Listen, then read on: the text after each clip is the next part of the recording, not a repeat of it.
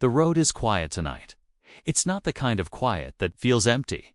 It's the kind of quiet that wraps around you like a wool blanket, shutting out the rest of the world. Your truck sits on the edge of a narrow dirt lane, its engine still warm beneath the hood, ticking softly as it cools.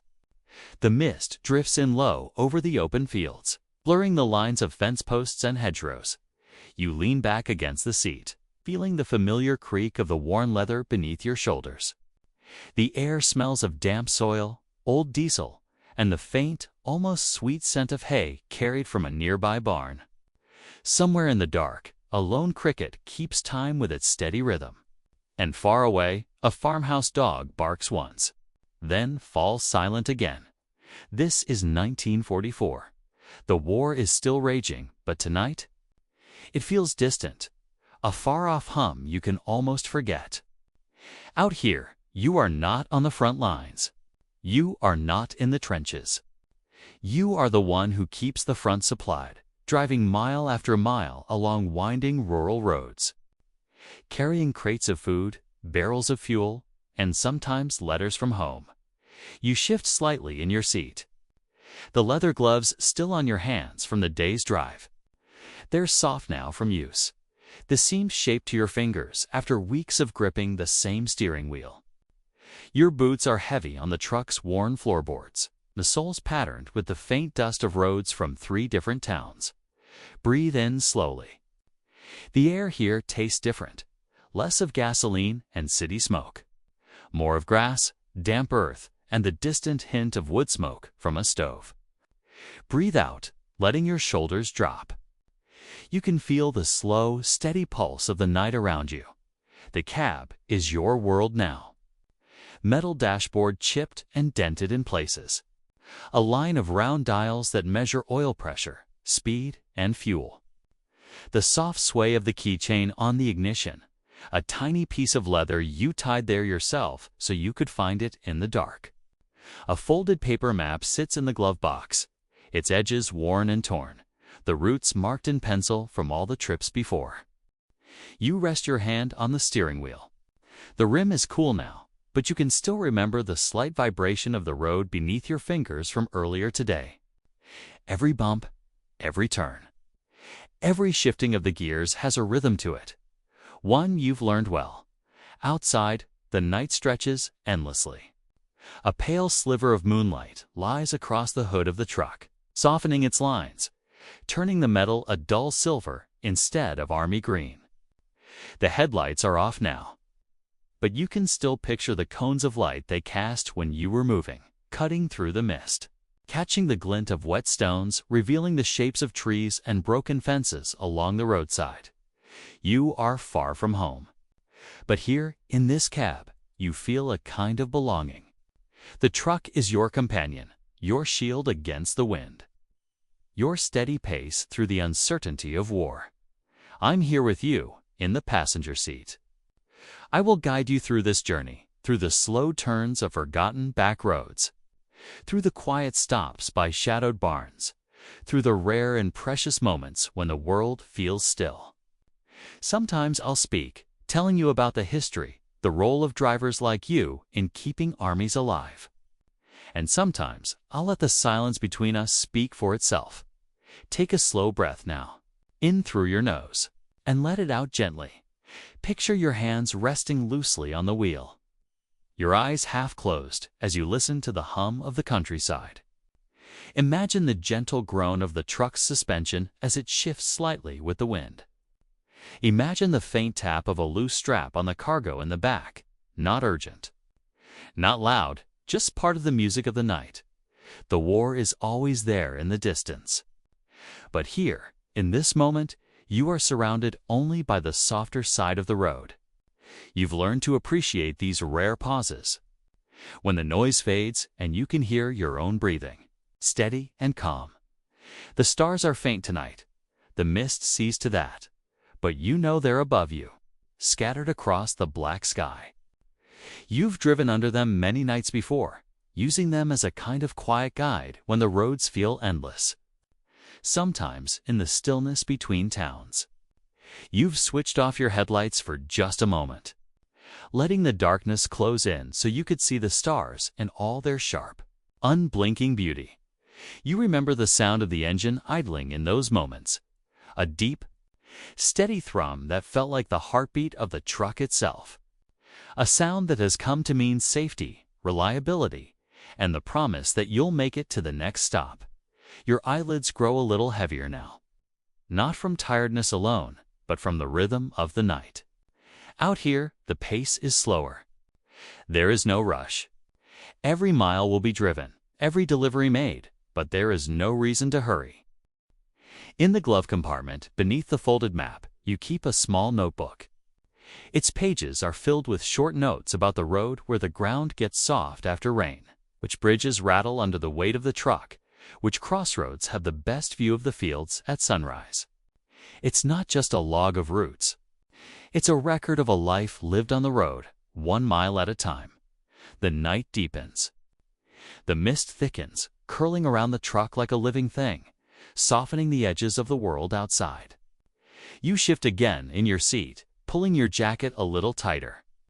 The canvas roof flutters gently, and somewhere in the back, the cargo straps creak as they settle into place. You think about the road ahead, not in detail, not with urgency, just in the simple way of someone who knows the journey will unfold when it needs to. There will be long, straight stretches where the tires hum in a steady line. There will be sharp turns through villages where shuttered windows watch you pass. There will be moments when the fog clears, revealing hills rolling out under the pale light of dawn. But for now, there is only this moment. The quiet, the breath, the slow tick of the cooling engine. Let it all sink in. You are here, in the cab of a World War II transport truck, somewhere on a lonely road in France. The world is vast, the war is distant, and the night is yours. The night holds steady around you, a soft weight pressing down from the mist-heavy sky. From where you sit, the truck feels like its own small island, floating in a quiet sea of darkness. The war may have maps and front lines, but for you, the road is your battlefield, though tonight there are no enemies here. Just the patient stillness of a world waiting for morning. Your hands rest in your lap now, fingers loosening in the warm leather gloves. Every driver in the service learns to treasure these moments, the minutes stolen between trips, the pauses before another long stretch of road. It's not idleness. It's a kind of careful rest, like a deep breath before another mile. I sit beside you in the passenger seat, speaking softly, my words blending into the low hum of the night. Do you know, I say, that more than half of the supplies that reached the front lines in Europe came by trucks just like this one? The generals drew their plans, the soldiers held the lines, but the trucks kept them alive. Every bullet, every ration tin, every drop of fuel had to be carried. You nod slightly, your eyes tracing the dim outlines of the dashboard. Some drivers, I continue, called it the lifeline. Others just called it the grind. It meant long nights, narrow roads, and the constant knowledge that somewhere out there, the war was moving forward and you were part of it, even without a rifle in your hand. The cab smells faintly of oil and canvas. The seats, though worn, hold the faint warmth from the day's driving. Outside, the mist clings to every surface, the hood, the mirrors, even the rope that holds the back flap tight. When the wind stirs, droplets slide down in tiny silver lines. Catching what little light there is, you reach over and tap the face of the fuel gauge, watching the needle quiver before settling again, just under half a tank. Enough to get you to the next depot, though you'll have to think about refueling after that. In wartime, fuel isn't something you waste. Every gallon is planned for, signed for, and accounted for. The world outside the truck is muffled, as if wrapped in cotton. Even the sounds carried differently, the quiet drip from the edge of the canvas roof, the faint creak of metal as the wind leans against the truck's side, the almost imperceptible scurry of a small animal in the roadside grass. You adjust your cap, feeling the rough weave of the fabric under your fingers. Caps like these have been worn by hundreds of drivers across the convoys, an unspoken badge of the road. Not polished, not ceremonial, just functional. That's the nature of the work. When people think of war, they imagine noise, gunfire, explosions, shouting. But for a truck driver, there is as much silence as sound. Long hours where the only noise is the rumble of the engine and the shifting of cargo in the back. Sometimes you hum a tune. Sometimes you let the sound of the tires over gravel be your only company. And sometimes, like now, you just sit, letting the quiet soak in. You rest one boot against the edge of the pedals, the sole worn smooth in places from weeks of driving. The uniform trousers bunch slightly at your knee, the fabric stiff from being washed in cold water and hung to dry in damp air. Somewhere along the seam, a tiny tear has begun, but you haven't bothered to mend it yet. Out here, small things like that wait their turn. From the corner of your eye, you notice the glint of metal from the side mirror. In daylight, you'd see the road behind you stretching away into the countryside, the tire marks, ruts carved deep from convoys that passed before. But tonight, the mist swallows it whole. You could be anywhere. That's one of the strange comforts of the road at night. It erases location, leaving only the here and now. I speak again, quietly, almost like a thought you've been having yourself. These trucks, they weren't built for comfort. No heaters in winter, no air conditioning in summer. Just you, the machine, and the miles. But drivers found ways to make them feel like their own, a folded blanket under the seat, a tin cup tucked in the corner, a photograph taped to the dash. Little reminders of home, even if home felt far away. You let the words sink in, remembering your own small comforts. The notebook in the glove compartment, the pencil stub in your pocket, the way you keep the same route marked with a faint line. Even when you could drive it from memory, you shift slightly, stretching one leg, feeling the slow, easy pull of tired muscles. The road does that to you, not the sudden exhaustion of hard labor, but the steady ache of sitting, steering, concentrating, hour after hour. It seeps into your shoulders, your lower back, your eyes. That's why moments like this, when you can let your body rest, are worth more than gold. A light breeze pushes the mist aside for a moment, revealing the faint glow of a farmhouse window far across the field. It flickers faintly, as if someone inside has just fed a fire. You imagine them a family, maybe, or just one old man keeping watch. The war touches every home in different ways. But for a moment, you let yourself believe that somewhere, there's still warmth and safety by a hearth. The wind shifts again, carrying a faint sound, the low, distant rumble of another engine. Somewhere down the road, maybe a mile or more, another truck is moving. You can't see it, but you know the sound. The war has given you an ear for engines, the tone of a loaded truck climbing a hill, the whine of a smaller vehicle moving fast, the steady thrum of a convoy on level ground. Don't you think about how many drivers are out there tonight, scattered across the map? Some running in long lines of trucks, others alone like you, all carrying something that matters. Even if the people at the front never know their names. Inside the cab, the air is cool but dry. You pull your jacket tighter around you, the fabric stiff but warm. Your fingers rest against the wheel again, feeling the grooves worn by countless hands before yours. These trucks have been passed from one driver to another, repaired in muddy fields, patched with whatever could be found. They are machines, yes, but also companions on the road. The mist thickens once more, softening the edges of the world. You let your breathing fall into rhythm with it, slow, steady, unhurried. Inhale, hold. Exhale, the war can wait. The road can wait. For now, you are just here, in this cab. with the night holding you gently in place. You close your eyes for a moment, letting the quiet seep into every part of you. The seat beneath you feels solid and grounding. The faint scent of oil and canvas familiar. The distant sounds of the countryside wrapping around you like a slow-moving river. When you open your eyes again, nothing has changed, and that's exactly how you like it. Focus. Early dawn, setting the time period. Introducing the truck, and first sensory impressions of the road. The night still holds its quiet breath.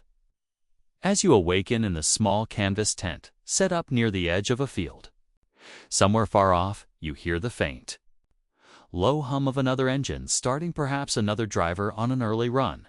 But here, in your little pocket of stillness, the world feels suspended in time. You sit up slowly, not rushing.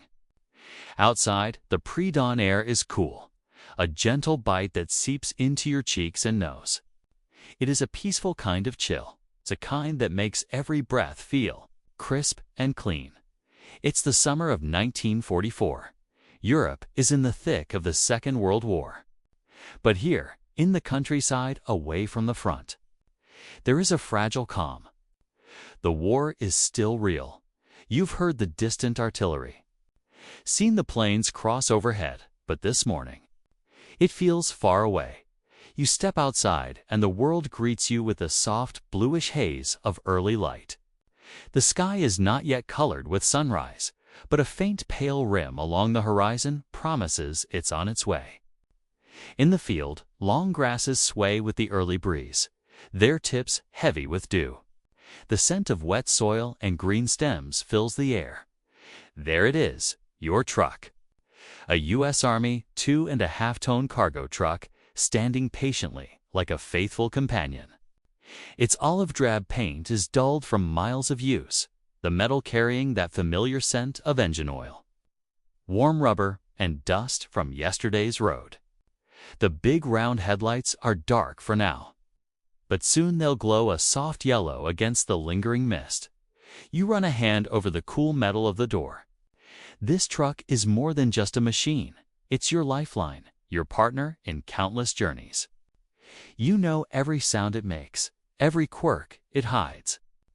You know the second gear prefers a firm hand, the way the brake pedal sighs when pressed slowly, the gentle rattle of the glove compartment latch that never quite stays closed. I speak softly beside you. Most people imagine war as only noise and chaos. But for drivers like you, it's the steady rhythm of tires on the road, the hum of the engine, and long stretches of quiet between towns. You open the heavy door and climb into the cab. The worn seat gives a small creak under your weight, the canvas cushion molded to your shape from months of driving. The steering wheel feels large in your hands, smooth in some spots, faintly textured in others. On the dash, the fuel gauge rests just above half, enough for the first leg of today's run. Behind you, the canvas-covered bed is neatly loaded. Wooden crates are stacked in even rows, lashed down with thick rope to keep them from shifting. Each crate is stenciled with black letters. Some hold food supplies like flour and coffee, others contain spare engine parts, and a few bear the unmistakable Red Cross, marking them as medical shipments. For now, the engine is silent, but you can almost hear it in your mind. The deep, steady rumble that becomes the soundtrack to your days. You take a moment just to sit in the still cab and breathe. The open window lets in the smell of damp fields and faint wood smoke from a distant farmhouse. Somewhere nearby, a rooster calls, not urgently, but in that lazy, drawn-out way that marks the slow start of rural mornings. When you turn the key and press the starter, the truck answers with a low, deliberate growl. The vibration hums gently through the seat and floor, as if it's waking with you. A puff of exhaust drifts from the pipe, carrying that familiar diesel temps. The first stretch of road ahead is a narrow lane bordered by low stone walls. Some stones are covered in moss, others chipped and weathered by decades of wind and rain. The surface is mostly gravel, pale in the dim light, with the occasional glint of moisture where dew has settled. Every bump and dip in the road is one you've felt before. Part of a map your hands and feet remember instinctively, on either side. The countryside stretches into soft shapes, dark outlines of hedgerows, gentle slopes of farmland, clusters of trees huddled together. The mist lies low, thick in the hollows and thin along the ridges, shifting in delicate swirls as the breeze moves through. Driving in the early hours is different from any other time. The road feels like it belongs to you alone, the quiet, broken only by the steady purr of the engine and the occasional call of a bird hidden somewhere in the hedges. I tell you gently, this time of day is a gift. Out here, before the town's wake, you can almost forget the war. You can just be a driver on the road with the day stretching quietly ahead. You guide the truck along a slow curve, tires crunching softly over the gravel. Your eyes catch movement in the field, a small hare, ears high, bounding once before disappearing into the mist. It's a brief, simple moment, but it stays with you. The air through the window carries layers of scent, the earthy dampness of soil, the sweetness of cut hay from a nearby field, and the faint temps of the truck's warm engine. Each breath feels grounding, tethering you to this moment. The first mile passes without hurry. You've learned that in this line of work, patience is as important as speed. Roads can change without warning. A tree fallen in the night, a bridge weakened by weeks of rain, or a convoy crossing ahead. Moving steadily and surely is what gets you and your cargo safely to the next post. Somewhere in the distance, you hear the faint clink of cowbells, and soon after, a small herd appears in the pasture beside the road. A lone farmer stands by the fence, watching them with a quiet, practiced eye. He doesn't wave, but his gaze follows your truck until you're out of sight. The sky above is beginning to pale, the first blush of dawn painting a soft gradient from deep blue to gentle silver. It's the kind of sky that promises a clear, warm day ahead. You settle into the rhythm of the drive engine, tires, road, breath. Out here, away from the cities, it's easy to feel the land's history under your wheels. These roads have carried carts and horses for centuries before the war brought trucks like yours. They will still be here long after. The next stretch opens into a view of rolling fields, dotted with haystacks and bordered by lines of poplar trees. Their tall, narrow shapes stand like watchful sentries in the early light. A gentle wind moves through their leaves, making a sound like distant rain. In moments like this, you realize that your work is more than just moving crates from one place to another. You're a link in a chain that stretches across miles and days, a quiet but vital part of keeping others going. The mist shifts again, revealing the faint silhouette of a small village ahead. The sight of rooftops against the lightning sky tells you that the first leg of the morning is almost over. But for now, you just keep driving, letting the steady hum of the truck carry you deeper into the day's journey. Focus, entering the village, seeing civilian life under wartime conditions. Interacting with locals briefly, maintaining the calm. Two-way narration style. The road narrows as it approaches the village, curving gently between more low stone walls. A thin ribbon of smoke rises from a distant chimney, carried sideways by the morning breeze. The mist has lifted just enough to reveal the cluster of houses ahead, their rooftops still dark with dew. Their shapes softened by the pale light of dawn. You ease back on the throttle, letting the truck's weight carry it forward in a slow roll. The engine hum lowers, blending with the soft crunch of tires over the gravel. I speak quietly. We'll take it slow here. Villages are like living things at this hour, waking, stretching, finding their breath. The first buildings you pass are simple stone cottages, each with small front gardens edged by low wooden fences. The flowers in those gardens are humble now, marigolds, lavender. A few late-blooming roses, but they hold their color stubbornly, as if refusing to surrender to the war's gray shadow. A cart stands in one front yard. its wooden wheels still damp from the night air. Beside it, a pair of chickens scratch at the earth, feathers puffed against the coolness. The faint, rhythmic toke-toke of their beaks is just audible through the truck's open window. You shift into a lower gear as the lane bends and enters the main street. Here, the ground changes from gravel to worn cobblestones. The sound beneath your tires changes to a muted, rolling clatter that echoes gently between the narrow rows of houses. A shopkeeper is just opening his small storefront, propping the door open with a brick. His shop window displays little more than a few tins of biscuits, some jars of pickled vegetables, and a basket of apples that still glisten faintly from the morning dew. He glances up as you pass, his eyes lingering on the U.S. Army star painted on the side of your truck. There's no hostility there. It's quiet curiosity and perhaps a small measure of relief. I murmur, for many here, seeing that star means supplies. It means the war might feel a little farther away for a day or two, farther along. A woman in a faded blue dress sweeps her doorstep. The soft swish of the broom bristles keeping time with the slow beat of your engine. She looks up briefly and gives the faintest of nods. You nod back, a silent exchange of acknowledgement, nothing more, but enough. Children's voices drift in from somewhere, light, playful sounds, though you can't see them yet. As the truck moves on, you catch sight of them down a side alley.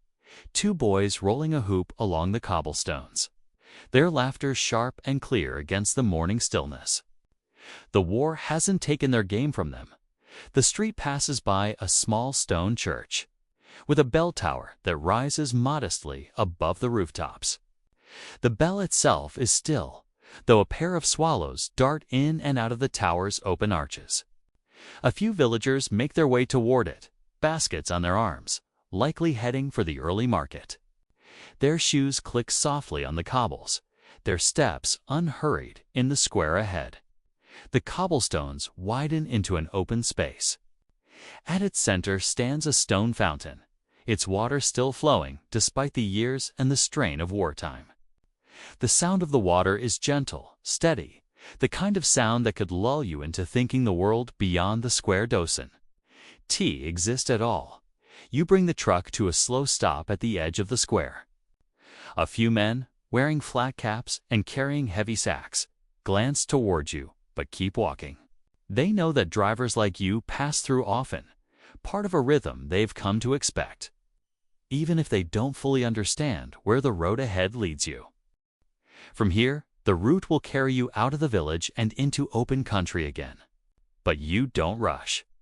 You take a few moments to simply look around, absorbing the scene, the pale sunlight finally touching the higher rooftops, the faint smell of baking bread drifting from somewhere unseen, the low murmur of villagers speaking in their own language as they go about their morning.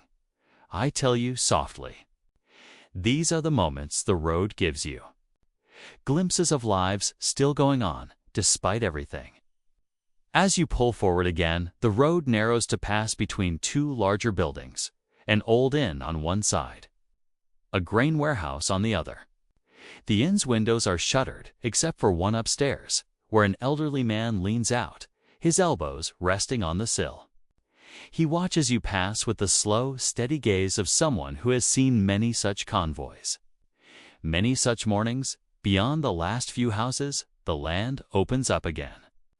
Fields stretch out on either side, some tilled and planted, others left fallow, their soil dark and rich. A few lone trees stand here and there, their branches swaying lightly in the breeze. The sunlight is stronger now, touching the tops of hedges and glinting off the truck's rounded hood. You shift gears, feeling the truck gather itself for the open road. The sound of the cobblestones fades behind you, replaced once more by the soft crunch of gravel and the hum of the engine. Not far ahead, the road crosses a narrow bridge over a slow-moving stream. The water below reflects the pale morning sky, disturbed only by the occasional ripple from a fish or the drifting of a few fallen leaves. You glance down as you pass, taking in that fleeting mirror of calm before the road lifts again on the other side, The landscape here feels older somehow, not just in years, but in the weight of history. Low earth walls mark the edges of fields in uneven lines, some so ancient they're half claimed by grass and wildflowers. The air smells faintly of hay and something sweet, maybe clover. Maybe the faint trace of apple blossoms from an orchard you can't see yet. For miles now, the road will carry you through this quiet countryside. But already you can sense the change, the village behind you settling back into its own rhythm. Your own journey unfolding toward whatever lies ahead. The truck moves on. Steady and sure, its presence a quiet promise against the shifting backdrop of war. Out here, in this moment, it feels almost possible to believe that the road will keep stretching on forever, carrying you through fields and villages, under skies that change slowly with the day. Focus, rolling through open fields, seeing distant wartime signs. Crossing a checkpoint with quiet interactions, the road stretches out before you now. A pale ribbon winding gently between fields that seem to sway with the slow pulse of the morning breeze. You ease the truck into a steady rhythm, the low thrum of the engine settling into the background like a familiar heartbeat. On either side, the countryside opens wide. To the left, a field of tall grasses ripples like water, their seed heads catching the light with each shift of wind. To the right, a line of willow trees follows the path of a small stream, their long branches trailing almost to the ground. A few birds dart between them, quick flickers of motion in the calm. I speak quietly beside you. Out here, the war feels distant. The road almost makes you forget. For a time, you drive without meeting anyone at all. No carts, no other trucks, not even a stray farm dog trotting along the edge of the lane. It's just you, the hum of the engine, and the changing light of the morning. The sun has lifted higher now, washing the fields in a soft gold. A mile or two on, notice the first quiet reminder of what's beyond these peaceful stretches, a weathered signpost by the side of the road. Its wooden arm points in two directions, one toward the nearest town, the other toward a military depot. The lettering is worn, the paint faded, but the direction is clear enough as you pass. The truck's tires make a gentle crunch over a scattering of fallen twigs. The sound fades quickly behind you, swallowed by the stillness of the road ahead. Soon, the landscape changes again. The hedgerows grow higher, the trees closer to the road. Shadows dapple the truck's hood as the branches sway overhead. In those shifting patches of shade and sunlight, it feels almost as if you're passing through a long, slow breath of the earth itself. A bend in the road reveals a low wooden bridge. As you approach, you see two soldiers standing at its far end, rifles slung casually over their shoulders. They wear the same uniform as yours, though their sleeves are rolled up against the warming day.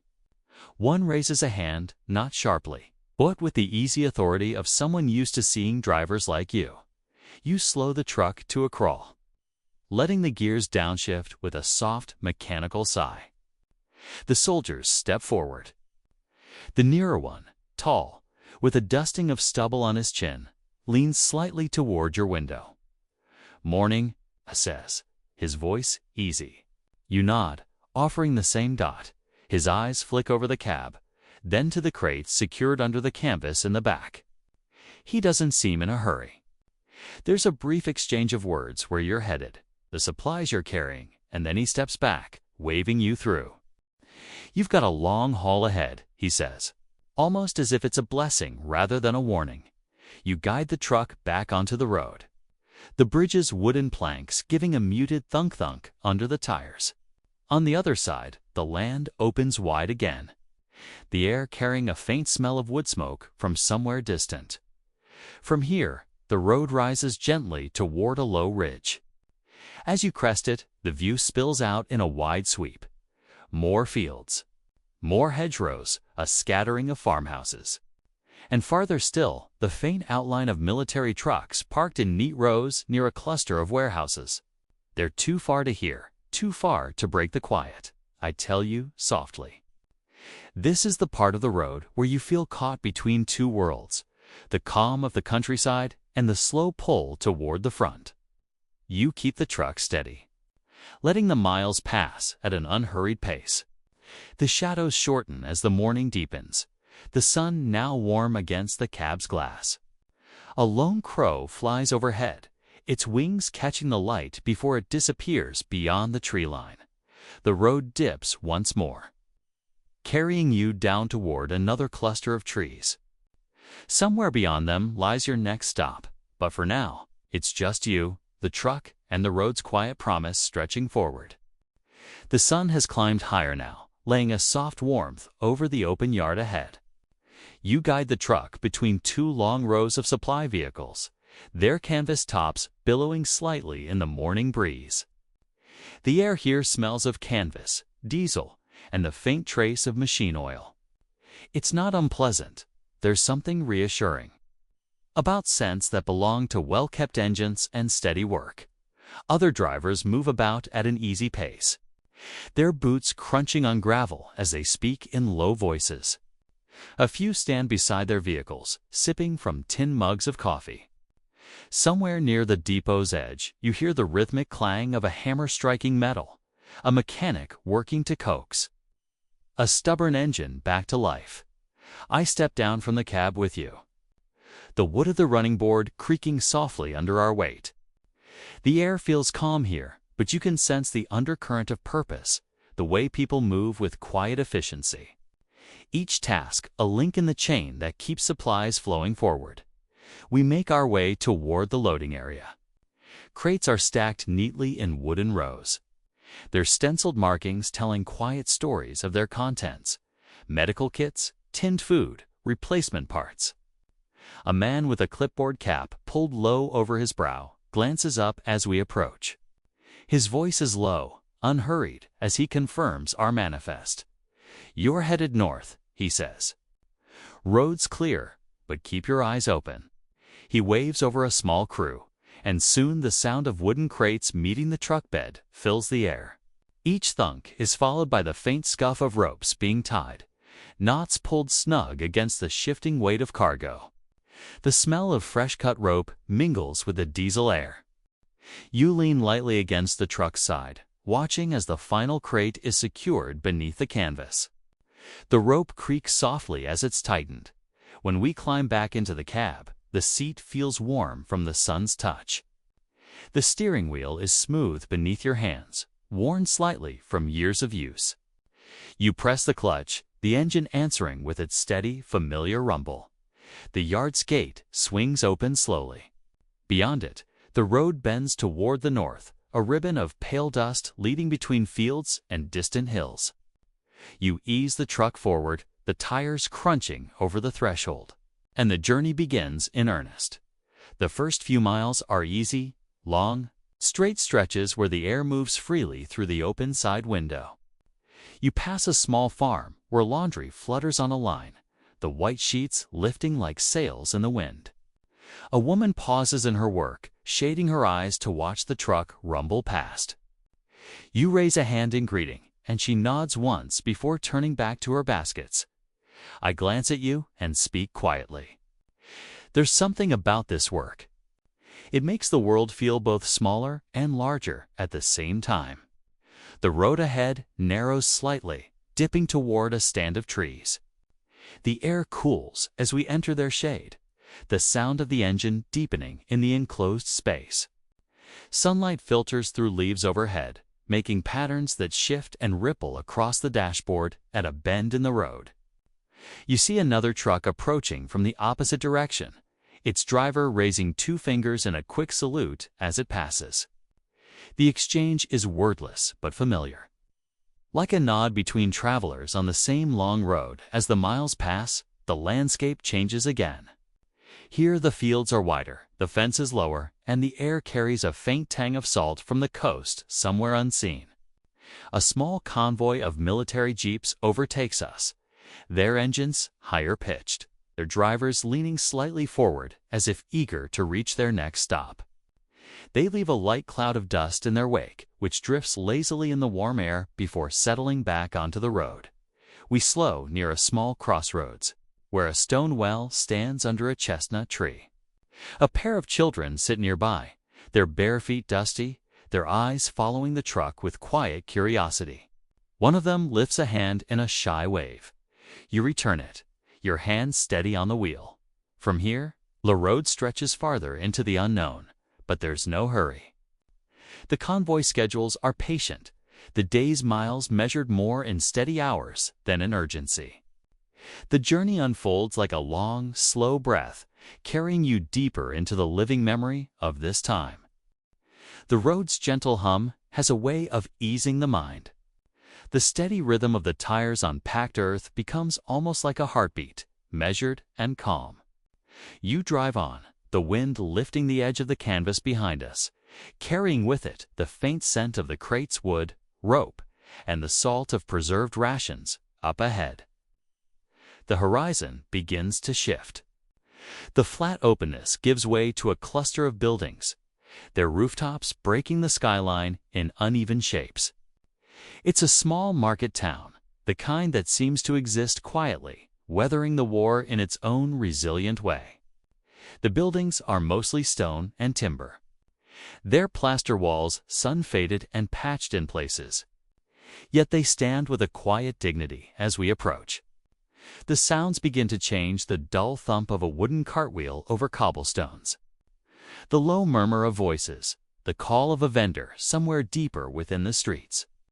A faint aroma drifts toward us, fresh bread mixed with something sharper. Perhaps pickled vegetables. You slow the truck, easing it between the buildings. The road narrows here, the cobblestones making the tires hum in a softer, more uneven rhythm. On either side, shop fronts lean slightly toward the street, their painted signs faded by sun and rain. A small crowd moves between the stalls, baskets hanging from their arms.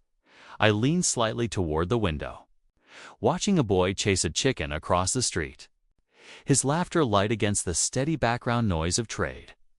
Two older men stand at the corner, their heads bent together in conversation. One glances up at the sound of our engine and gives a polite nod. You find a quiet stretch near the edge of the square and park. The engine's rumble fades into the town's softer sounds.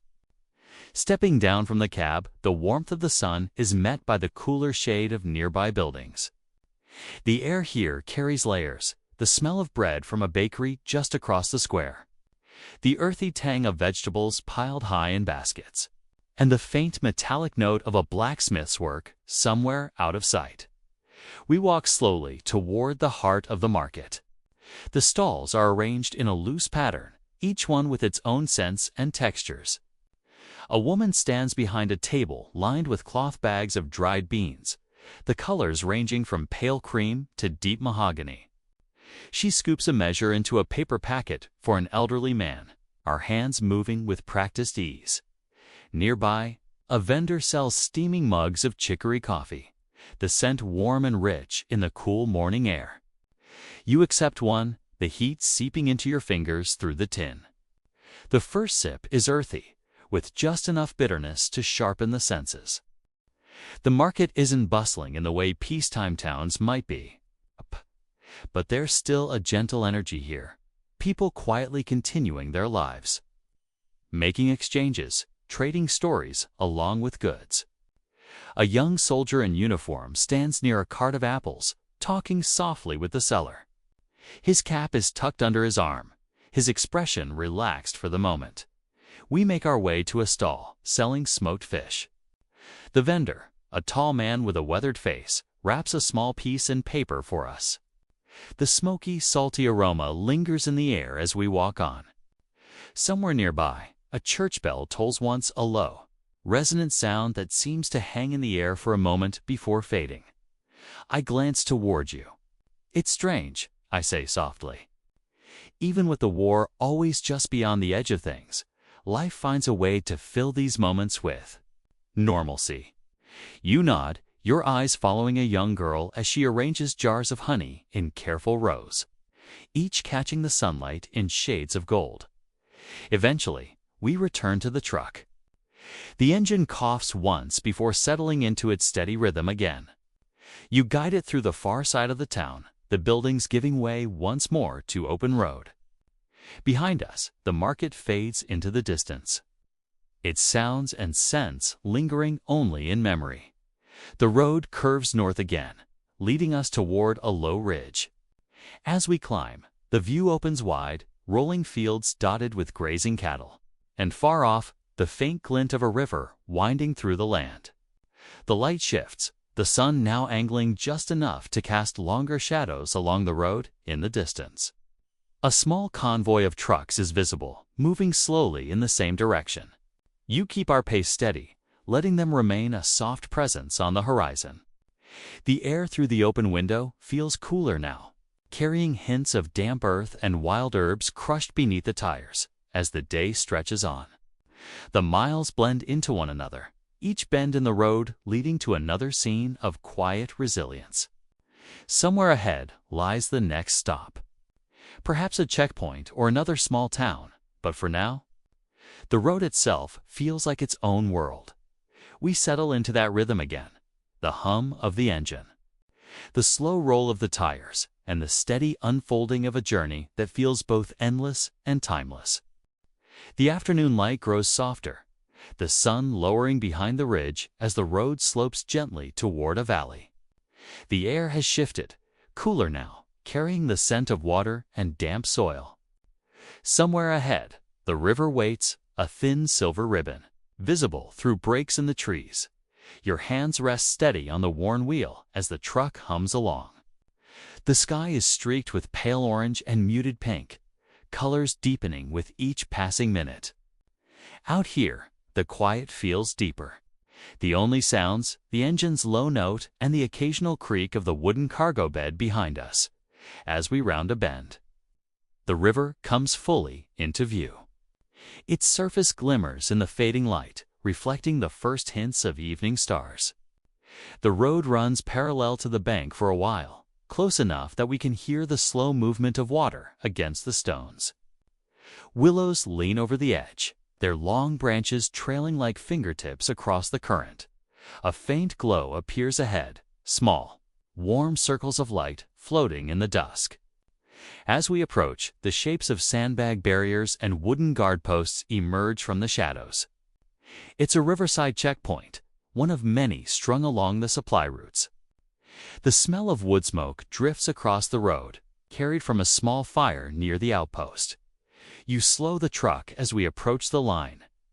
A soldier in a heavy coat steps forward, his face illuminated by the orange flicker of a lantern hanging from a post. He raises a hand in greeting, his expression calm but alert. Evening has settled fully now, the daylight reduced to a soft afterglow on the horizon. The lantern light plays across the soldier's features as he checks our papers.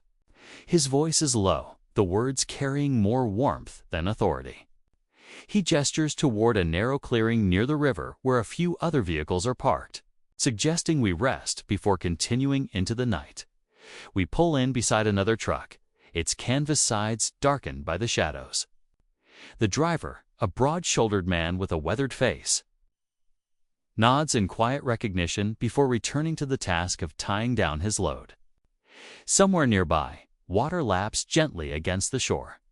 The fire near the guard post crackles softly, sending thin threads of smoke into the cooling air. A few soldiers sit close to it, their boots stretched toward the warmth. Their conversation is muted, punctuated by the occasional low laugh. The smell of something cooking drifts toward us, perhaps potatoes and onions, simple but comforting. You step down from the cab, stretching your back, and we walk slowly toward the water. The moon has risen now, pale and round, casting a silvery sheen over the rippling surface. In the distance, a train whistle echoes faintly, carried on the still air. "I've always liked these stops," I murmur. "They remind me that even in times like these, the world still holds these small pockets of peace." We linger there for a while, listening to the river's steady voice until the checkpoint commander gives a signal to move on. The convoy ahead has begun to roll out, their engines rumbling low in the night. You return to the cab. the seats still faintly warm from the day's sun, and guide the truck back onto the road. The headlights cut a narrow path through the darkness, illuminating the edges of the gravel and the occasional glint of metal from the road markers. Night driving is its own kind of world, slower, more contained, as if the road exists only in the space the headlights touch. Outside that narrow tunnel of light, the land becomes shapes and shadows. The details softened into something dreamlike. The hum of the engine blends with the steady crunch of gravel under the tires. From time to time, a night bird calls from the trees, its voice carrying briefly before fading back into the quiet. The smell of damp earth grows stronger as we pass through low-lying stretches, where mist curls in pale ribbons across the road in the passenger seat. I watch the way the dashboard lights paint your hands in a dim amber glow. The road signs pass slowly, their lettering muted in the half-light. Somewhere far off, the faint flicker of another convoy is visible, their taillights glowing like distant embers. We pass a small farmhouse set back from the road, one window lit by a single oil lamp. The light spills onto the porch, catching the curve of a rocking chair that sways gently in the breeze. It's the kind of scene that feels untouched by the wider world. At least for this moment, hours seem to pass in that soft, unhurried rhythm, the hum of the engine, the steady forward motion. The road unspooling like a quiet lullaby. The moon shifts overhead, dipping lower toward the tree line, while the stars take on a clearer, sharper light in the absence of city glow. Eventually, the convoy slows as we approach a fork in the road. A soldier stands near a small lantern, signaling us to the left. The turn leads to a stretch bordered by tall pines, their tops swaying gently in the night wind. The scent of resin and pine needles fills the cab, grounding us in this quiet, remote place. Not long after, we find a designated rest point, a small clearing just off the road. The other trucks park in a loose semicircle, engines ticking softly as they cool. Lanterns are hung from low branches, their light pooling gently on the ground. You switch off the ignition, and the sudden silence feels vast, almost weightless. The river is still faintly audible somewhere beyond the trees. Mingling with the distant rustle of leaves, we sit for a while in the cab, letting the stillness settle in. The air feels cooler now, edged with the crispness that comes just before dawn. Even though morning is still hours away, and in that quiet, with the hum of the day's miles still in your bones, it's easy to let the mind drift, to let the sound of the river, the flicker of the lanterns, and the soft breathing of the sleeping convoy ease you into the edge of dreams. Night driving is its own kind of world, slower, more contained, as if the road exists only in the space the headlights touch. Outside that narrow tunnel of light, the land becomes shapes and shadows. The details softened into something dreamlike. The hum of the engine blends with the steady crunch of gravel under the tires. From time to time, a night bird calls from the trees, its voice carrying briefly before fading back into the quiet. The smell of damp earth grows stronger as we pass through low-lying stretches, where mist curls in pale ribbons across the road in the passenger seat. I watch the way the dashboard lights paint your hands in a dim amber glow. The road signs pass slowly, their lettering muted in the half-light. Somewhere far off, the faint flicker of another convoy is visible, their taillights glowing like distant embers. We pass a small farmhouse set back from the road, one window lit by a single oil lamp. The light spills onto the porch, catching the curve of a rocking chair that sways gently in the breeze. It's the kind of scene that feels untouched by the wider world. At least for this moment, hours seem to pass in that soft, unhurried rhythm, the hum of the engine, the steady forward motion. The road unspooling like a quiet lullaby. The moon shifts overhead, dipping lower toward the tree line, while the stars take on a clearer, sharper light in the absence of city glow. Eventually, the convoy slows as we approach a fork in the road. A soldier stands near a small lantern, signaling us to the left. The turn leads to a stretch bordered by tall pines, their tops swaying gently in the night wind. The scent of resin and pine needles fills the cab, grounding us in this quiet, remote place. Not long after, we find a designated rest point, a small clearing just off the road. The other trucks park in a loose semicircle, engines ticking softly as they cool. Lanterns are hung from low branches, their light pooling gently on the ground. You switch off the ignition, and the sudden silence feels vast, almost weightless. The river is still faintly audible somewhere beyond the trees. Mingling with the distant rustle of leaves, we sit for a while in the cab, letting the stillness settle in. The air feels cooler now, edged with the crispness that comes just before dawn. Even though morning is still hours away, and in that quiet, with the hum of the day's miles still in your bones, it's easy to let the mind drift, to let the sound of the river, the flicker of the lanterns, and the soft breathing of the sleeping convoy ease you into the edge of dreams. The road is darker now, but not unfriendly. Your headlights stretch ahead in two pale cones, brushing over the gravel, hedgerows, and occasional stone markers by the roadside. The hum of the truck has softened into a low, steady purr, the kind of sound that almost disappears if you stop paying attention to it, blending into the rhythm of your breathing. Beside us, the open fields are silvered by the moonlight. The grass sways gently, casting wavering shadows that drift like ghostly tides. Somewhere far off, you can hear the faint creak of a barn door swinging on its hinges. A slow back and forth like the ticking of an ancient clock. This, I murmur, keeping my voice low, is the hour the roads belong to us alone. You glance toward the side mirror. Behind us, the ribbon of road fades into darkness. No other vehicles in sight. Ahead, the only sign of life is the flicker of a lantern swinging gently outside a farmhouse. For a moment, the glass catches the moonlight, and it looks almost like a star that has fallen to earth. We pass it without a sound, but for the whisper of tires. A thin stream cuts across the road a little further on, its surface reflecting your headlights like a broken mirror. You ease the truck over the shallow bridge, the tires giving off a muted thunk-thunk as we roll across the wooden planks. Beyond it, the landscape opens again. And I tell you a small story, one I heard from another driver weeks ago. Back near the Channel coast, I begin softly.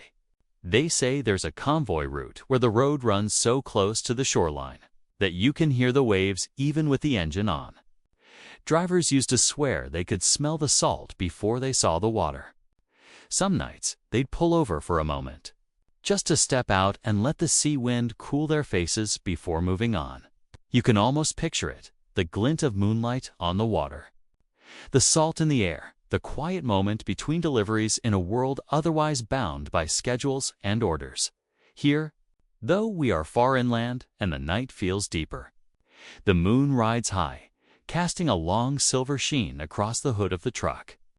Above it, the stars are sharp and countless, some so bright they seem to pulse faintly as you drive beneath them.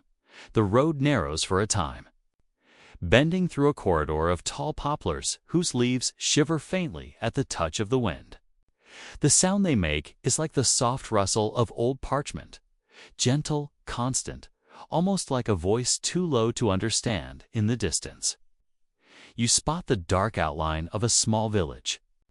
The houses huddle close together, roofs steep and windows dark, save for one, where the faintest amber glow seeps out into the street. As we pass, you can just make out a figure behind the glass, perhaps a baker. Up before dawn to prepare the first loaves, the village is silent otherwise, cobblestones clicking softly under the tires as we make our way through.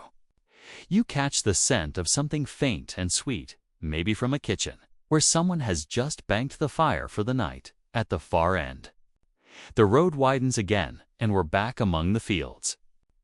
The darkness behind us and more miles ahead. I shift slightly in my seat, glancing up at the stars. Another hour or two, I say, my voice quiet. and we'll see the first light on the horizon. You keep the truck steady, letting the darkness and the hum of the road carry you forward, deeper into the heart of the night. The road dips gently, and ahead, the silver gleam of water begins to appear between the trees. At first, it's only a suggestion, a brighter patch of night that widens and brightens as we draw closer. Soon, the smell reaches you. Cool, damp, carrying the faint scent of reeds and slow-moving currents. The hum of the truck lowers as you ease your foot off the accelerator, letting gravity pull us down the slope toward the river. The sound changes here. The air feels denser, more present, and the constant thrum of the tires gains a soft echo as we roll onto the wooden approach to the bridge.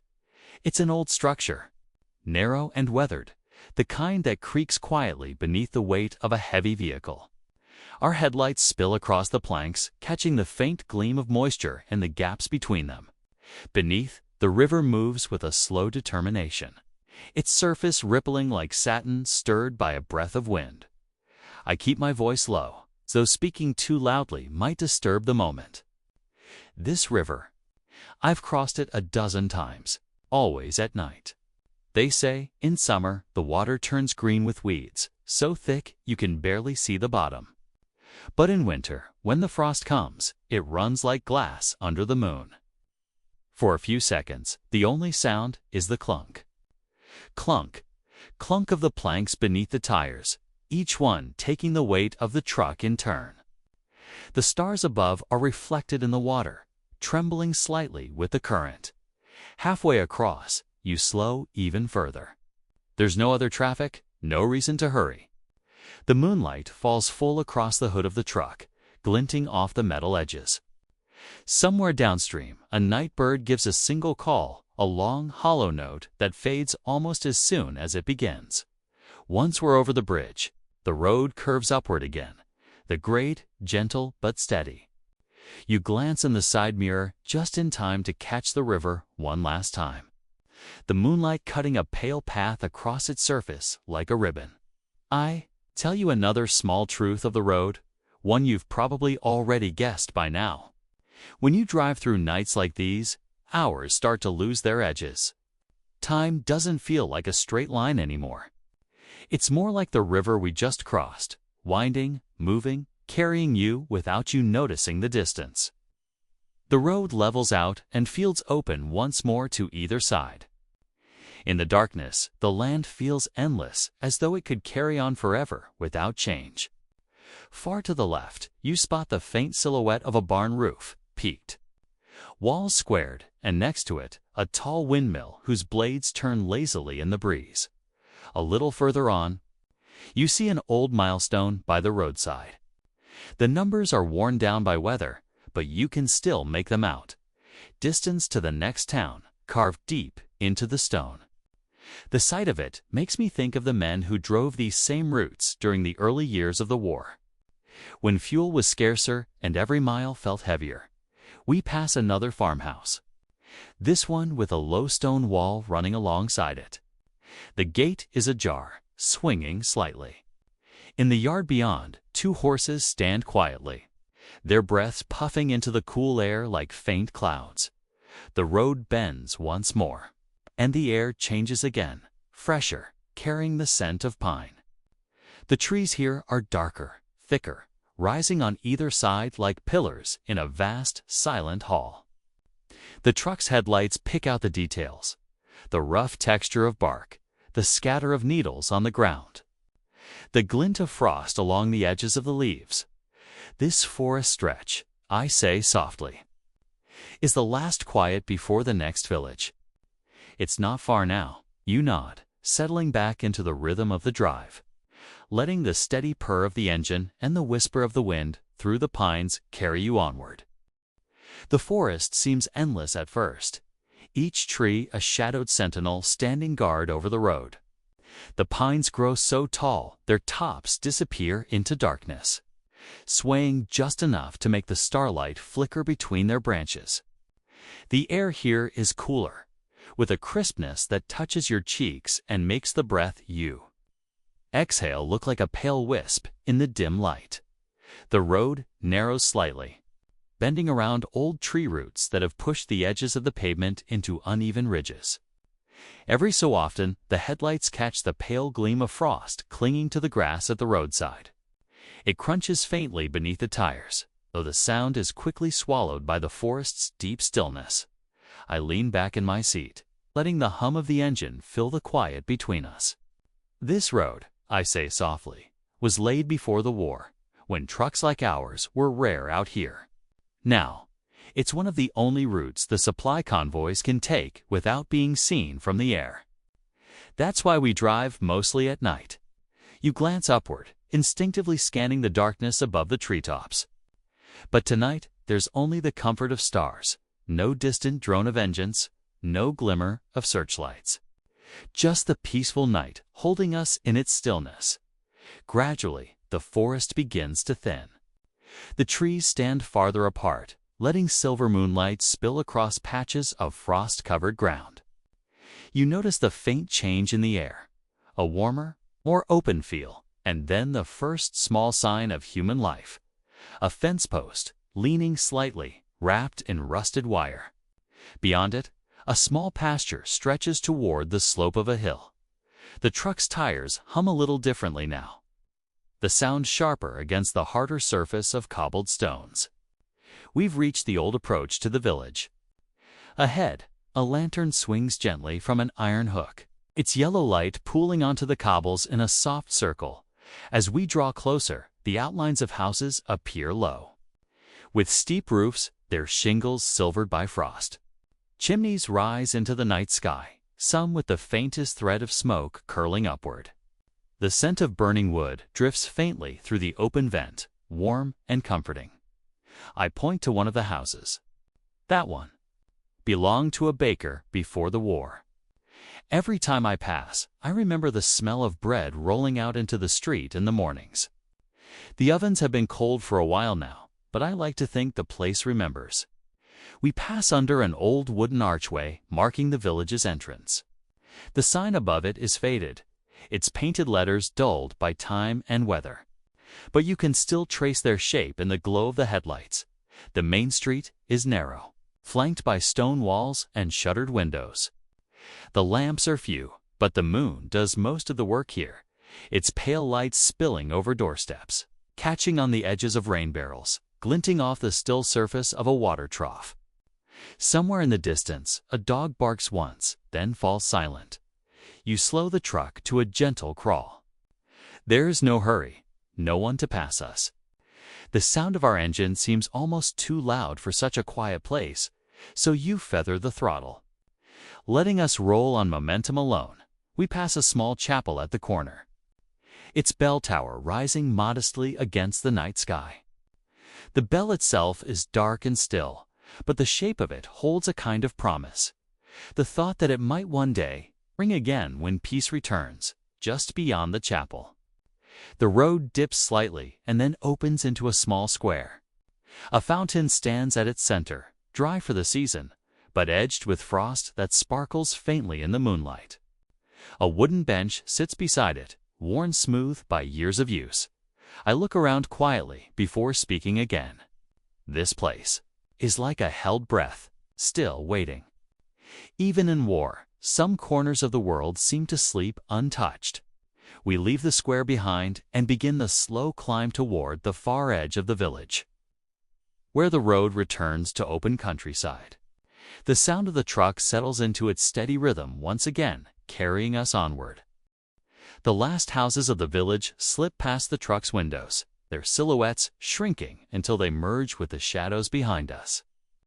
Soon there is nothing but the open road again, its pale ribbon stretching ahead under the moonlight. The air feels different out here, broader, freer, carrying the faint scent of turned soil and cold grass. The farmland spreads out on both sides like a patchwork quilt, stitched together by hedgerows and low stone walls. Some fields are bare, their furrows dark and glistening under the frost, while others are covered in stubble from the last harvest. The moonlight catches on those pale stalks, making them shimmer like threads of silver. A faint mist has begun to gather in the hollows between the fields. It hangs low, swirling gently whenever a breeze passes, and the headlights make it glow softly, as though the road itself were leading us through a dream. The only sound is the quiet purr of the engine and the occasional gentle rattle from the cargo in the back. I lean slightly toward the windshield, eyes on the dark outline of the hills in the distance.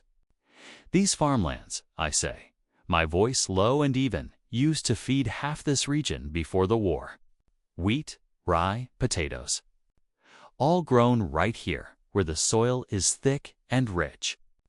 Now, some of the fields lie fallow. The men are gone, soldiers, drivers, mechanics. The women and the older men do what they can, but it's different. You picture them, figures moving slowly between rows, their hands raw from work, yet steady.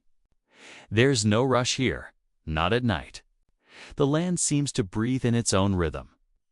As if untouched by the urgency of war, we crest a gentle rise, and the view opens wider. Far ahead, a line of darker shadow marks a small copse of trees, and beyond that, faint glimmers of light. Not electric, but the warm, golden kind that only comes from oil lamps or candles. A farmhouse, perhaps, still awake. The truck hums steadily as we pass a wooden sign at the roadside. The paint is peeling, the name almost unreadable, but the shape of it tells me we're on the right road. The old supply route that's been in use since long before the fighting began. I let one hand rest lightly on the door, my gaze drifting upward. Above us, the stars are brighter now, free from the shadow of the village's roofs. The Milky Way stretches across the sky like a pale river, its light spilling down in soft, scattered drops. You can almost feel it settling over the fields, a quiet blessing in silver. Somewhere in the distance, the faintest sound of an owl reaches us low, measured and unhurried. I smile faintly. That's a barn owl.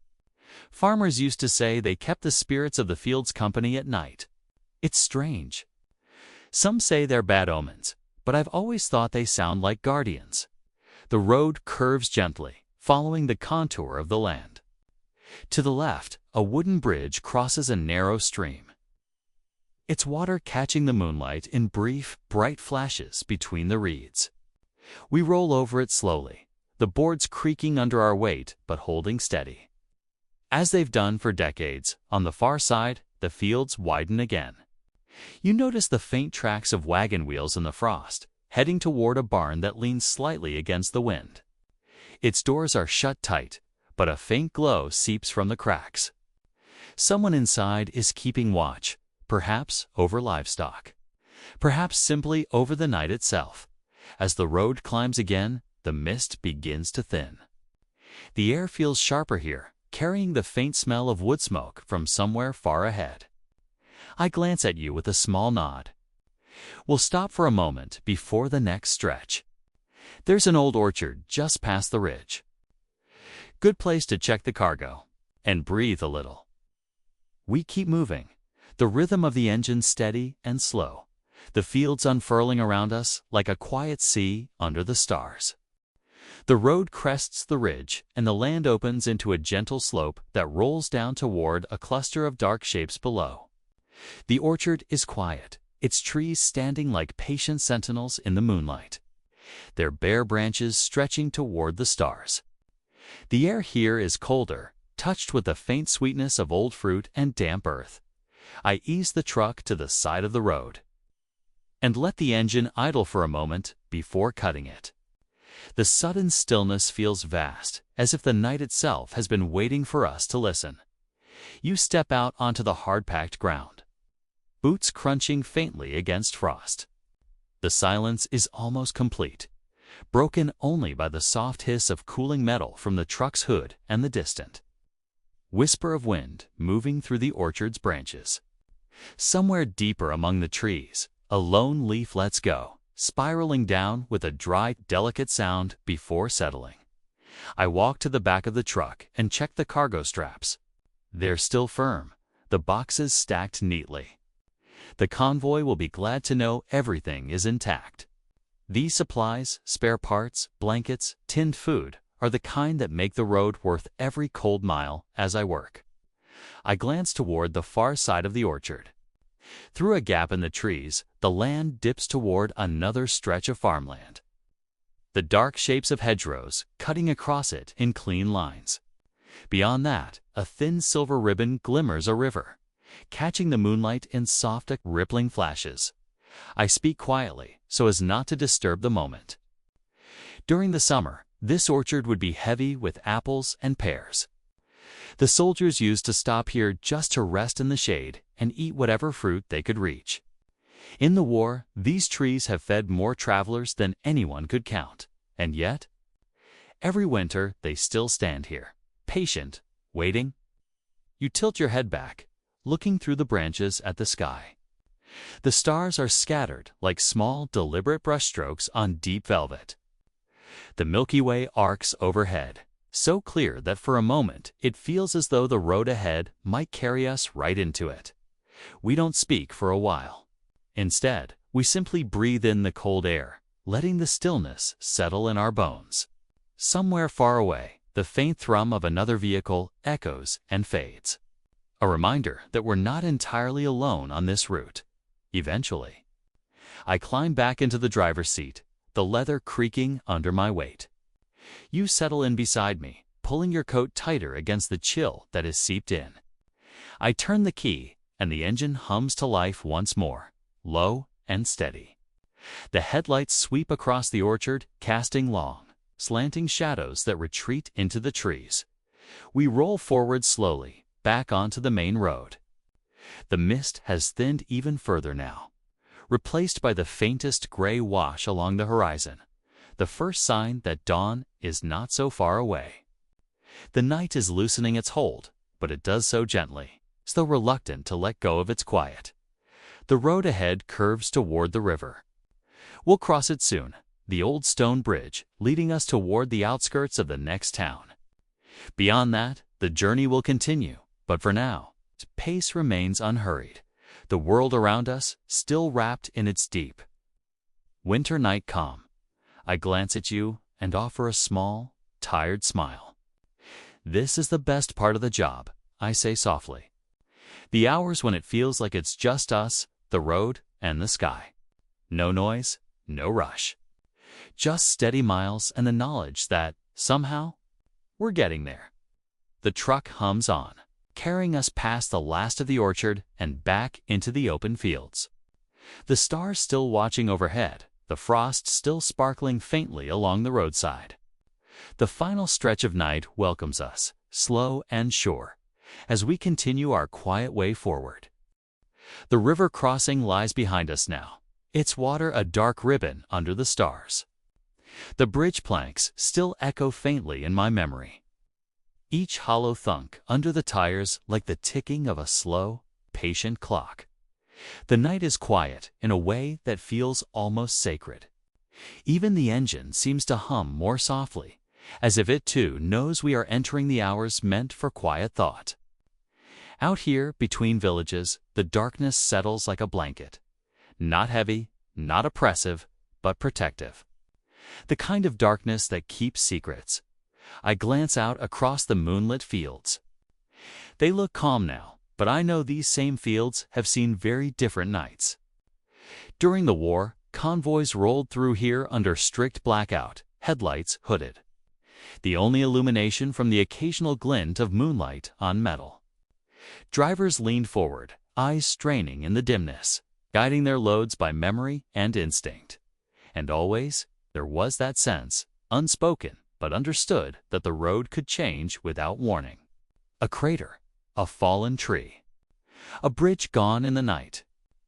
Every mile was a question, every turn an answer you didn't always want.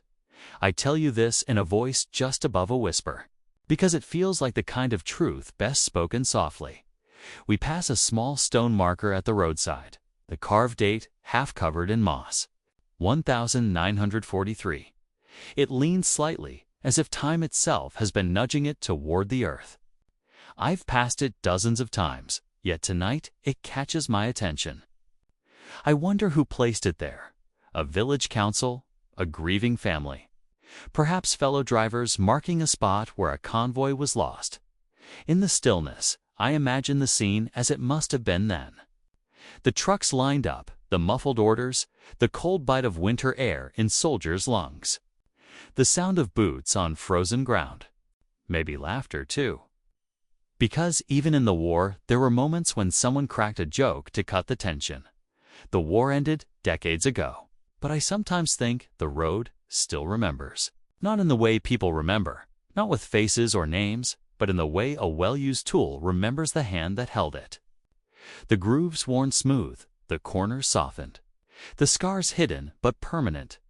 The truck's headlights sweep across an old barn as we round a bend. The roof is patched with tin, and ivy climbs the walls.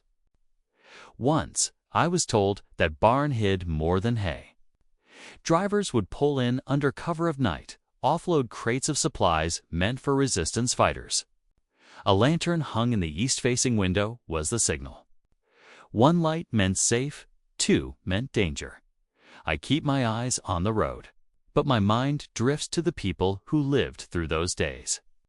Farmers who plowed by day and smuggled food by night. Young mechanics who could take apart an engine in the dark and put it back together before sunrise. Men and women who never wore a uniform but carried the weight of the war all the same. A cool breeze slips in through the vent, carrying the faint scent of wet soil. Somewhere nearby, a stream gurgles over stones, unseen but steady. I let the sound fill the space between my words. Knowing the pauses are just as important as the telling. This road, I say softly, has carried more than just cargo. It has carried promises. And sometimes those promises were all anyone had to keep going. The hum of the engine returns as the primary sound. You keep your eyes forward, hands steady on the wheel, and for a long stretch, neither of us speaks. There is no need. The night, the truck, and the road say enough. The road feels softer now, the tires rolling with a low, even hum, as if they too have settled into thought.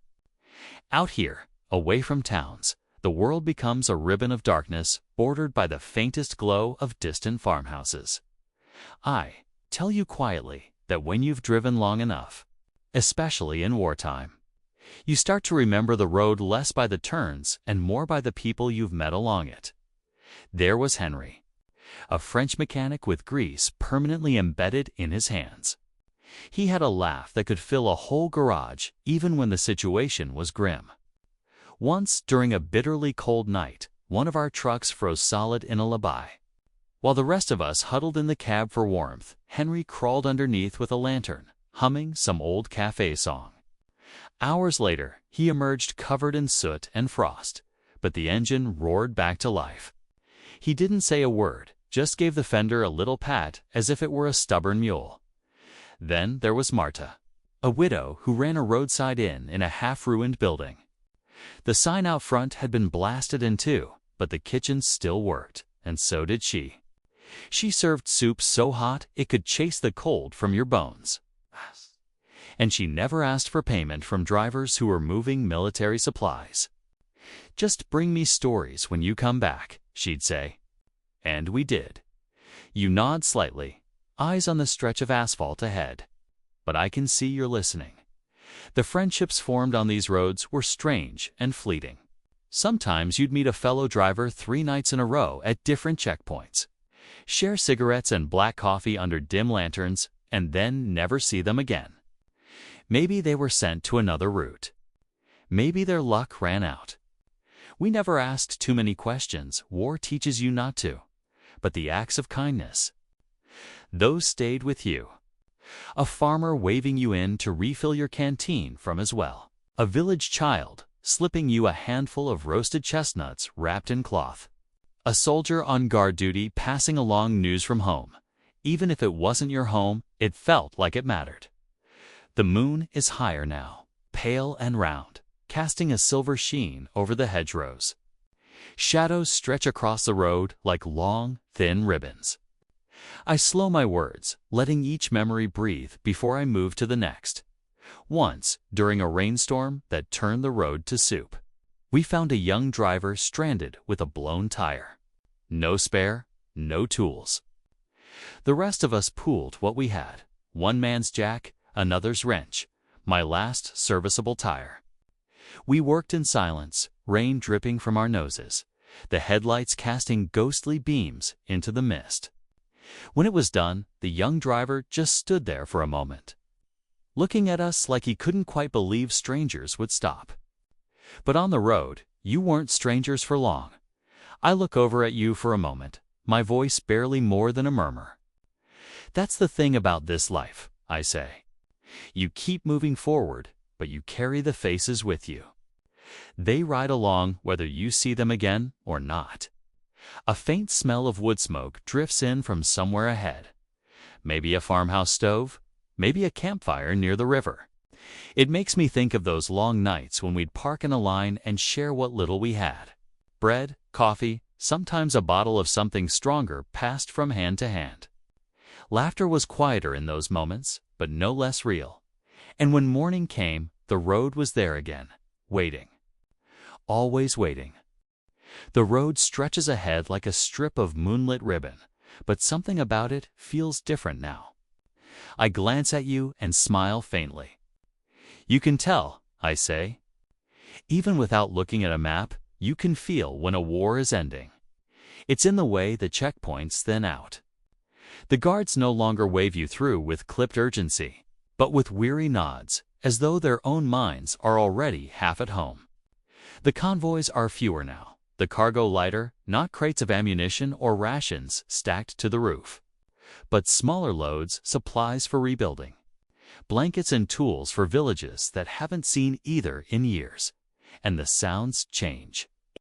Where once the nights were filled with the distant thunder of artillery, now the loudest thing you hear is the wind curling around the cab.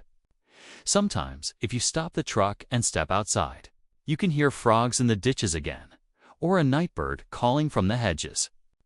It's a strange thing, realizing how much you miss those small, ordinary sounds. I remember one morning, not long after word came that the fighting was nearly over. I was driving down a stretch of road near the border when I saw a group of children playing in the field beside it. Just playing. No one was hurting them inside. No one was shouting warnings. They had sticks and hoops, and their laughter rose into the air like something the world had almost forgotten how to make.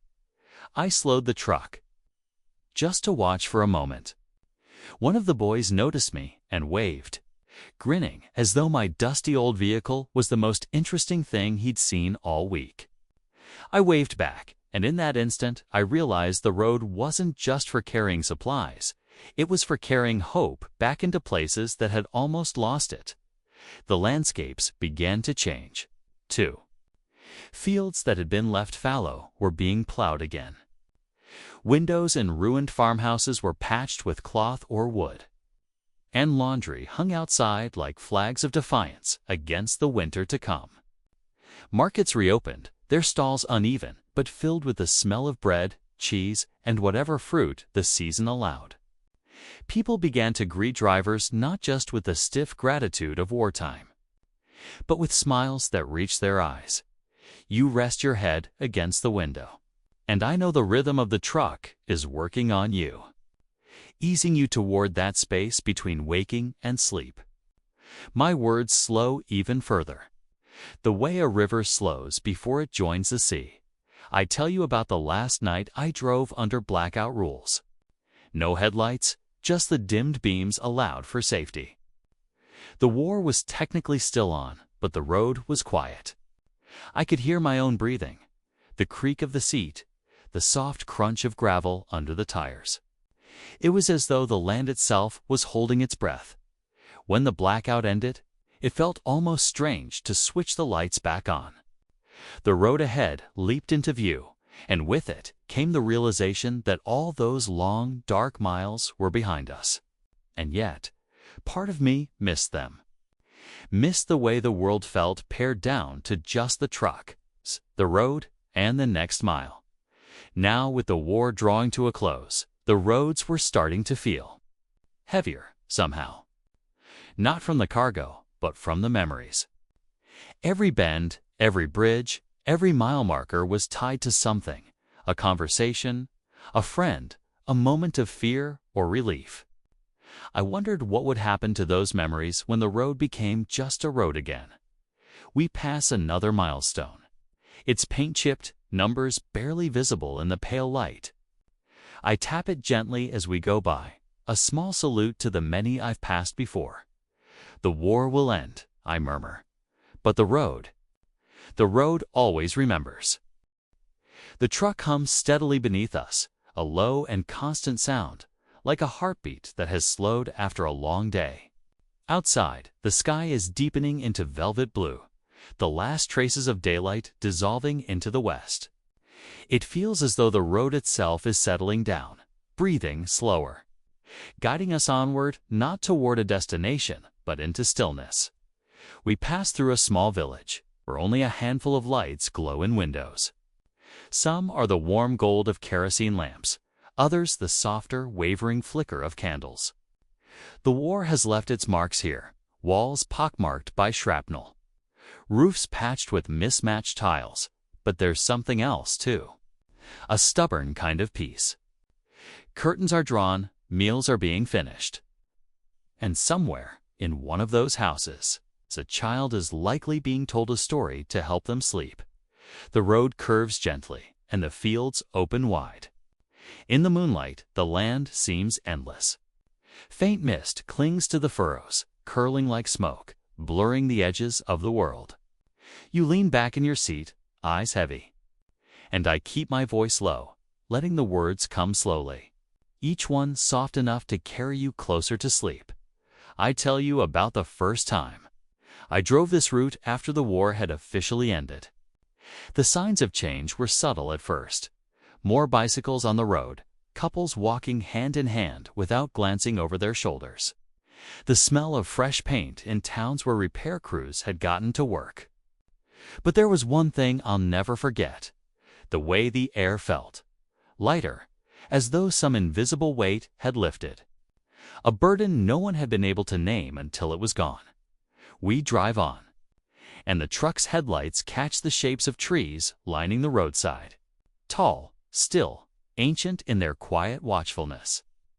They've seen everything: soldiers marching past, convoys rumbling through, and now, single truck carrying nothing more urgent than the echo of those years. The night deepens further. Stars scatter overhead, sharp and steady in the cold air. I remember how, during the war, I would look at these same stars from some darkened lay-by, wondering if someone far away, someone I loved, was looking at them too. And now, here they are again, unchanged, indifferent to the passing of time, but somehow comforting in their permanence. The road begins to narrow, drawing us into a tunnel of overhanging branches. The sound changes here, the engine's hum wrapped in the soft hiss of wind through leaves. The rhythm of it is hypnotic, steady as breathing. I imagine the road is cradling us, guiding us gently forward, away from the noise of history and into a place where memory rests. I speak less now, letting the quiet between my words grow longer. You're safe here, on this road, in this moment. There's no rush to reach the end. When the trees open again, we find ourselves on a ridge overlooking a broad valley. In the moonlight, the ribbon of road we've just traveled glints faintly, winding away into the distance. It looks endless from here, as if it could carry on forever, past the horizon, past time itself. I slowed the truck, letting it roll gently forward. The cab is warm, the seat beneath you soft, and outside. The world is wrapped in the kind of silence that only comes after a long journey. This is how it ends, I murmur. Not with a sudden stop, but with a quiet fading. The war behind us, the road ahead, and the night holding us in its arms. The hum of the engine becomes softer still, blending with the hush of the valley until the two are almost one sound. Your eyes close fully now, and somewhere in the darkness, the road carries on. The road has grown quiet now. The hum of the engine is little more than a memory, a faint vibration beneath us, slow, steady, soothing. Outside, the moonlight spreads across the land like a blanket of silver, softening the sharp edges of the world. We've traveled far together, through villages and fields, past rivers that whispered their own secrets, along roads that once carried the heavy weight of history. We've seen the shadows of war, but also the small, stubborn sparks of peace that refuse to be extinguished. And now, the journey is at its end. There is no urgency anymore. No destination we must reach. Only this moment. This quiet. This deep, still night. You lean back in the seat, your body sinking further into comfort. Every muscle unwinds, every thought slows. You are warm here, safe here. The air is cool and clean, scented faintly with pine from the trees we passed not long ago. Each breath feels deeper, slower, as though your lungs, too, have learned the rhythm of rest. I speak softly now, my voice just above a whisper, letting each word stretch out like a long exhale. The road is empty ahead of us. The stars are bright above, and all the sounds of the day have faded into silence.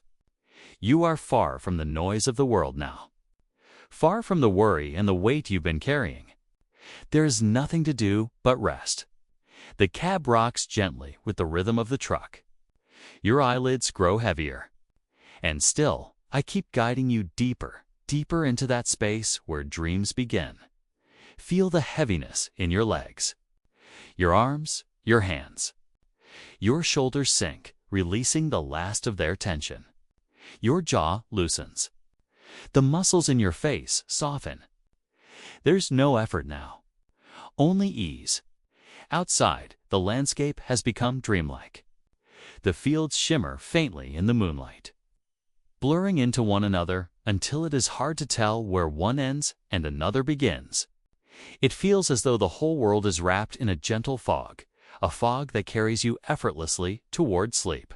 I tell you about the first time I stopped driving at night after a long day on the road. Years ago, I pulled over by a meadow, lay back against the seat, and just listened. The air was so still that I could hear the faint rustle of grass far away. The stars looked close enough to touch, and in that moment, I realized something. The road never truly ends. It only changes form. In daylight, it is asphalt and dust and stone. At night, it becomes the pathway that carries you into your dreams. And so, we travel that road now. Not with wheels, not with maps, but with the slow, steady breath of someone finally letting go. Inhale, deeply, and release. Again. In and out. Feel the space between each breath growing longer. Feel the space inside you growing calmer. The seat beneath you holds your weight fully now. You do not need to hold yourself up. The truck moves as though it knows where to go. Each turn smooth, each mile effortless. It carries you not toward the next town, but toward the deepest, most peaceful part of yourself. You are drifting. The scenery outside changes slowly, softly. Sometimes it's a field under moonlight. Sometimes a narrow forest road where the branches form a canopy overhead. Sometimes it's just the open night sky, endless and deep. And every change, every curve, every mile, takes you further from waking and closer to rest. There's nothing left to do tonight. The journey is complete. The road fades. The world quiets. You are safe. And you are home. Your breaths are longer now. Your body feels heavy in the best way, as though gravity itself is tucking you in. I repeat the words slowly, like the steady ticking of a clock, lulling you into deeper stillness. You are safe. You are home. You are at peace. Each time the words return, they settle more deeply inside you, until they are no longer something you hear, but something you feel. The stars blur overhead as the night deepens. The road unwinds beneath us, but you don't notice anymore. You are half in dreams already, carried by the gentle hum of the truck and the steady rhythm of your own breath. And when you finally cross fully into sleep, it will be without effort, without thought, just the simple, quiet knowing that the journey is over, and you have arrived exactly where you need to be. If your mind drifts back for just a moment before the dreams take hold, you may hear me one last time, my voice low, almost fading into the night. If this journey brought you calm, if you found rest in these miles, then join me again. There are so many roads in history still to travel, so many nights still to share. Until then, sleep well, sleep deeply, and let the road carry you home. The hum fades, the stars fade, the world fades, and you sleep.